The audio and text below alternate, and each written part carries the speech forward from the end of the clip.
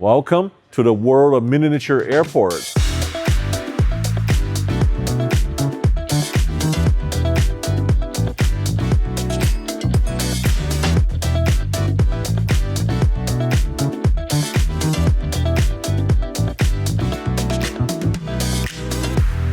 Good afternoon, everybody. My name is Brian Keene, and this is my partner, Raj Shah, and we both are aviation enthusiasts and love to create memories with models that we enjoy in 1 in 400 scale, and we've created a world of airports here in Southern California that we'd like to show you. I grew up in the New York area, on Long Island actually, and I used to, as a teenager, enjoy coming to Kennedy Airport. And the first time I came out here in the early 70s, my father took me to the top of the world port of Pan Am, and I looked out over this vast acreage of beautiful aircraft from all over the world. When I retired, I said, you know, I would like to recreate those memories. And what I did is I started out by recreating the International Arrivals Building of JFK, because that's what I remember as a kid that really spurred me on into the business. And so I found 1 in 400 models that matched that time and era of the 70s. And then I started to build the rest of the airport. I used a variety of materials: foam board, art board, polystyrene, and other things. Nothing super fancy, and I hand built the terminal. Well, once people saw this, they said, hey, Brian, you need to go further. You need to build more. And so I did, and I started to build the TWA Flight Center, and I built the National Sundrome and the British Airways terminal, and then I worked my way around and I built the Worldport and the Northwest Delta Terminal, Eastern Terminal, and so on. And so, you know, when it comes to building a miniature airport, it was really important to me to be as detailed and as close to realism as possible. And that can be really difficult, but it starts with having the aircraft. And you know, today's modern 1 in 400 scale aircraft are phenomenal. They're so detailed. They really are the star of the displays. But it means as the artist, I have to really make sure that I can put the same amount of detail in everything else that we put into the aircraft. And so, for example, here, the Pan Am Worldport, there's a lot of detail that goes into building the scaffolding and the different kinds of parts of the roof. There's handcrafting the ramp itself. This is all hand-drawn and handcrafted. There's the cars, and there's the people, and there's the light posts, and everything needs to be at scale.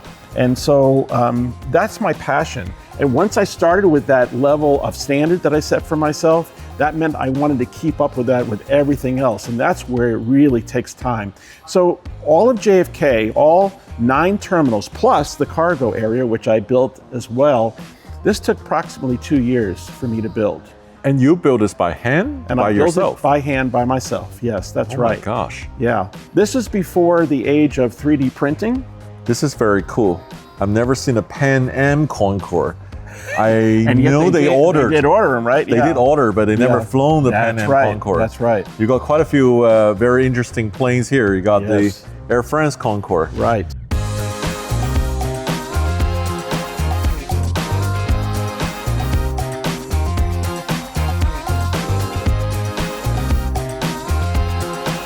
One of the things that I love about building a diorama of a major airport is the variety of aircraft. Not only do you have the juggernauts like Pan Am and TWA in the 70s, where they had entire terminals devoted to them, but you had almost like an Ellis Island, modern Ellis Island in the international arrivals area, with all these airlines from Japan, from Italy, from Brussels, from Scandinavia, Israel, Switzerland, Portugal. Sam, one of the things that I really enjoyed about building this terminal is putting together these special, unique overwing bridges for the 747s. And I think it's the only airport in America that had these kinds of structures. Here in America, when these came out in the early 70s, it was next level modern because no one had ever seen that before.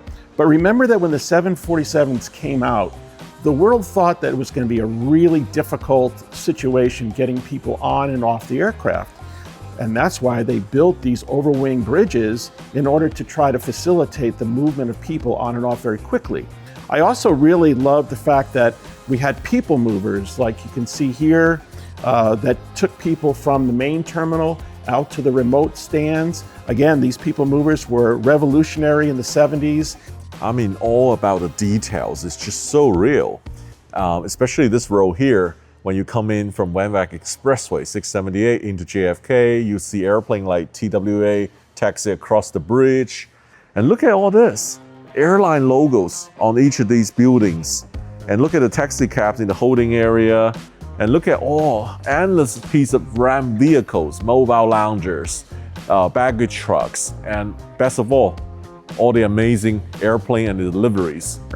And if you look down here, Sam, you can see, we even have the frontage, and we have the Zodiac, The right? Zodiac. And we've got the frontage of moving in and out, what used to be a reflecting pool. So I try to add those kind of details that people missed. One of the terminals that I found to be the most difficult to imitate is the TWA Flight Center. And the reason for that is because the main head house of the TWA Flight Center is all curved. There's no right angles. And so I had to come up with a different way of building it with polystyrene that I could mold and heat up and curve and turn it into this winged building that looked like the one that was even there today.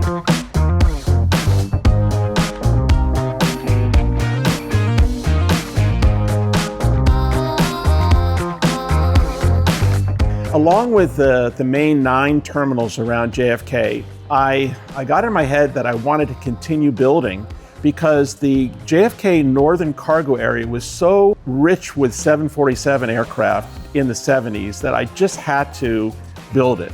And so as you can see here, I've got features of Flying Tiger Airlines, Lufthansa Cargo, Seaboard World, and then even a display of what was then Air Force One, a 707 movement, and the hangars, and the cargo buildings, and the trucks, and everything that went into it. I just added this essentially to the rest of the display, and I separated it with runway 13 left, which is an actual runway that runs between the main terminals and the cargo area.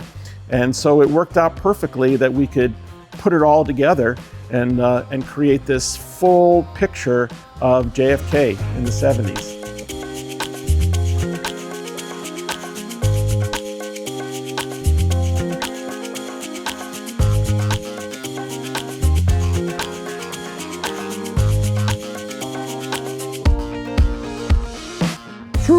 Imagine we flew the Concorde 58,000 feet, 3 hour 18 minutes across the Atlantic.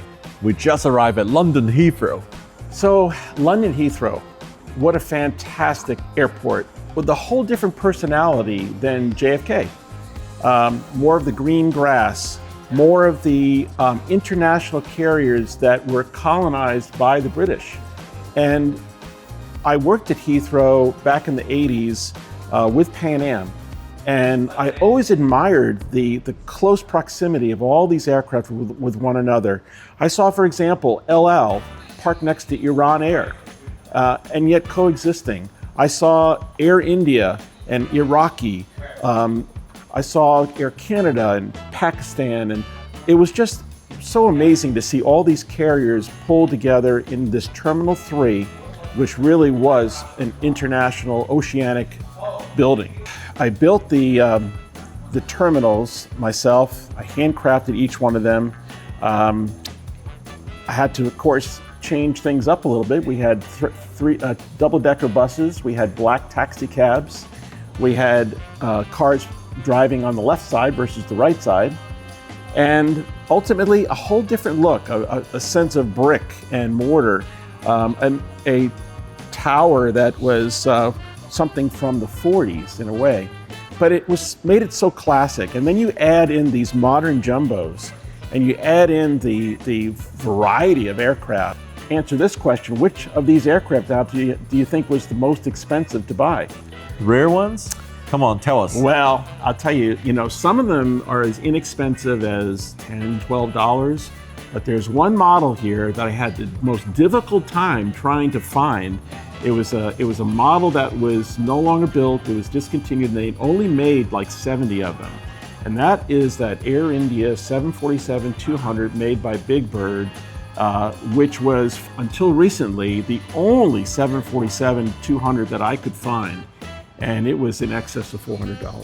$400, just one model sitting model. There. That's expensive. So, but I wanted to be very true to the time frame, to the type of aircraft, and I did not want to spare any expense. I use Surfshark VPN to bypass internet censorship, to find cheaper travel, and to secure my connection. So internet censorship is a huge pain when access are restricted and certain contents are blocked. This is where Surfshark VPN comes in handy. Simply connect Surfshark to another country to bypass all the restrictions. You can even access to many Netflix library with just one subscription with the use of Surfshark VPN. With Surfshark, there are opportunities to find cheaper travel, cheaper air tickets, cheaper hotels, and cheaper rental cars. Simply connect Surfshark to different countries to check the pricing. As a frequent flyer, I often use public Wi-Fi at the airport and in the hotel. If you want to secure your connection and encrypt your data, then I recommend using Surfshark VPN. So here is the best deal for my viewers today. Go to surfshark.com/Sam and get 4 additional months of Surfshark.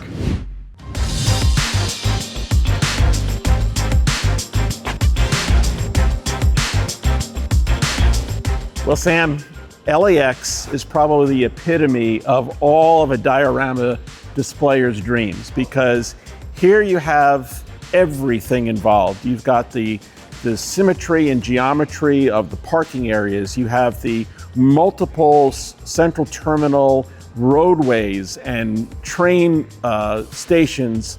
You have a multitude of aircraft parked around different kinds of buildings, and it just expands out into this massive 15 by 15 foot display. This posed a lot of challenges for us because, well, for one thing, we couldn't get to the middle of it, so we had to create a rolling gantry that we put over the top of it so that I could reach down and place aircraft and ground equipment. So here you have just a complete airport, so to speak, because you've got the southern runways of LAX, and you have the southern cargo building and the fixed base operation down there, all the way out to the Tom Bradley Terminal and the West building. LA has its own personality. It's got more industry to it. It's got congestion. It's got traffic. It's got, all the gates are full and lots of ground equipment going back and forth. It really is quite an amazing complex of movement. On the south side LAX, the terminal I remember is Terminal 7. When I first came to the United States, I came through this terminal. Gate 74 and 77, those are primarily heavy gates used by the 747-400. So if I may just take this model out, and this was the livery I flew on my first 747 in 1993. It was called the Soul Bass. What I like about LAX is there's no single airline dominating, getting more than 20% of the traffic. There's 3 big US airlines, but then international airlines and other airlines also play a major share here. So that makes it very diverse. When you go to plane spotting, there's always something, right? Well, in terms about plane spotting, we all know at LA, there's one of the most famous places, which is the In-N-Out Burger on the north side of the field, and we rebuilt it. Here it is, yeah. Right here at the corner of the LAX display. And here comes the United Dreamliner fly over In-N-Out. Get your cameras ready. Get your cameras ready. Oh, coming in for a smoky landing. So, Sam, as you can imagine, LAX is teeming with countries that come in from all over the world. And of course, it wouldn't be the same if we didn't have a VIP section for all of these beautiful heads of state aircraft.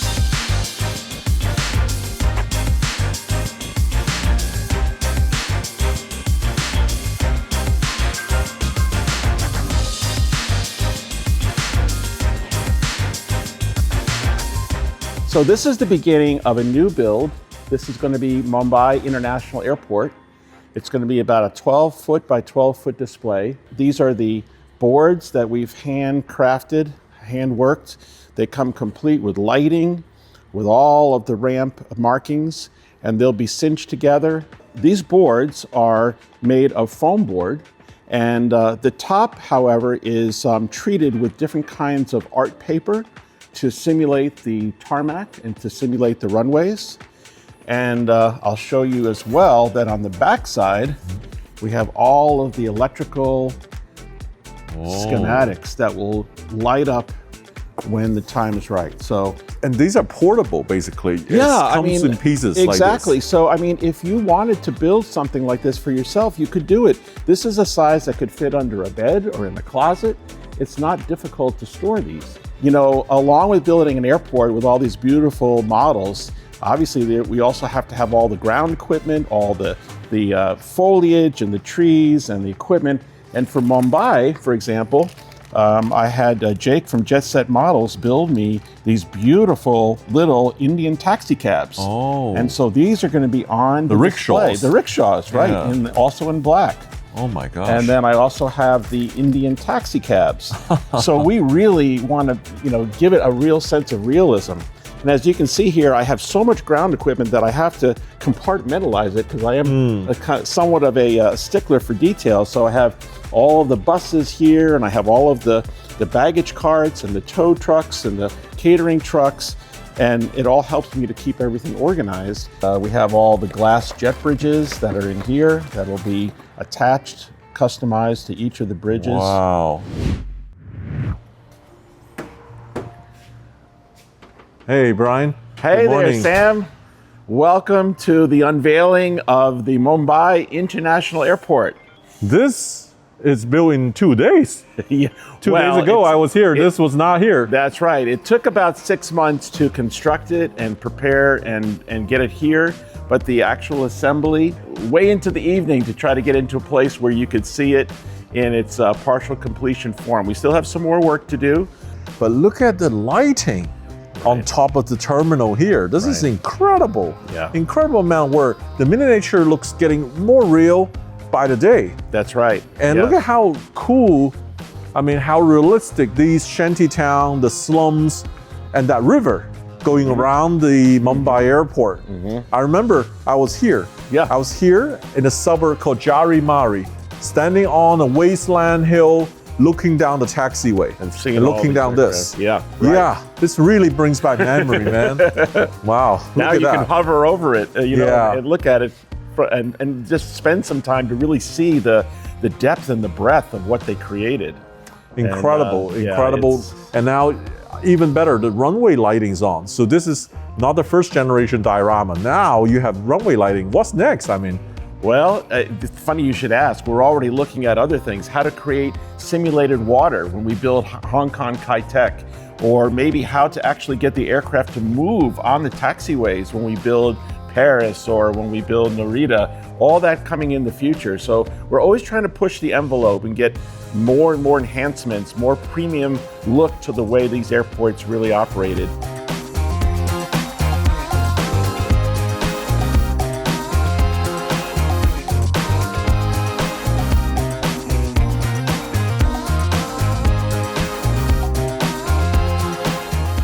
I saw something truly amazing today. I'm still in awe.